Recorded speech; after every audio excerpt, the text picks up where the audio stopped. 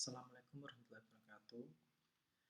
Perkenalkan, nama saya Muhammad Arfiansyah, NIM 19113213.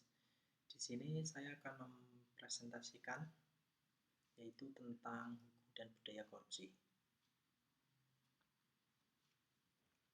Latar belakang, korupsi di Indonesia merupakan psikologi sosial atau penyakit sosial yang sangat berbahaya yang mengancam semua aspek kehidupan bermasyarakat.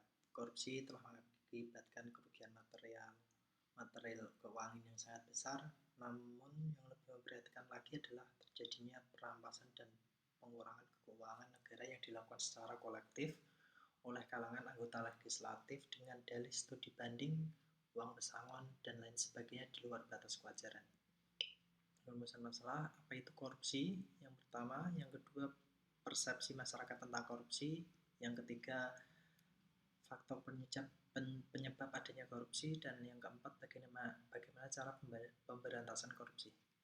Pengertian korupsi, kata korupsi menurut KBBI, Kamus Besar Bahasa Indonesia, berarti penyelewengan atau penggelapan uang negara atau perusahaan dan sebagainya untuk kepentingan pribadi atau orang lain. Perbuatan korupsi selalu mengandung unsur penyelewengan atau dishonest atau ketidakjujuran sesuai Undang-Undang Nomor 28 Tahun 1999 tentang penyelewengan negara yang bersih dan bebas dari korupsi.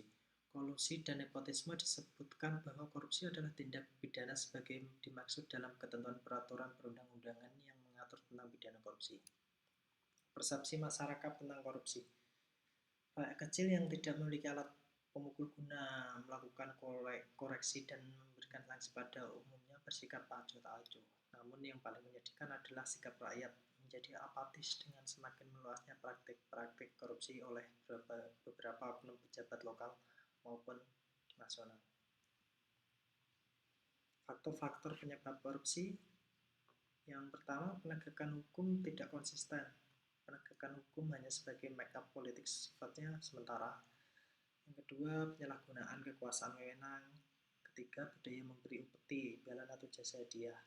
Yang keempat, gagalnya pendidikan agama dan etika. Dan yang terakhir, konsekuensi bila dianggap lebih rendah daripada keuntungan dan lain sebagainya. Cara pemberantasan korupsi. Presiden melalui Inpres nomor 5 tahun 2004 tentang percepatan pemberantasan korupsi menyatakan langkah-langkah efektif dalam memberantas korupsi adalah sebagai pelaporan harta kekayaan pejabat pada BPK, meningkatkan kualitas pelayanan kepada publik baik dalam bentuk jasa maupun perizinan. Yang ketiga, memberikan dukungan maksimal terhadap upaya penindakan korupsi yang dilakukan oleh Kepolisian Negara Republik Indonesia. Dan yang terakhir, meningkatkan upaya pengawasan dan pembinaan aparatur untuk meniadakan perilaku korupsi di lingkungannya. Kesimpulan dan saran. Kesimpulan, korupsi adalah suatu tindak pidana yang memperkaya diri yang secara langsung merugikan negara atau perekonomian negara. Jadi unsur dalam perbuatan korupsi meliputi dua aspek yang memperkayakan diri dan dengan menggunakan kedudukannya, dan aspek penggunaan uang negara untuk kepentingannya. Adapun penyebab antara lain ketiadaan dan kelemahan pemimpin, kelemahan pengajaran dan etika kolonialisme, penjajahan, rendahnya pendidikan, dan lain sebagainya. Saran untuk menghindari korupsi dengan menanamkan sikap sejak dini dari pencegahan korupsi dapat dimulai dari hal kecil. Terima kasih. Itulah hasil presentasi dari saya mengenai hukum dan budaya korupsi. Apabila ada salah kata, mohon maaf. Wassalamualaikum warahmatullahi wabarakatuh.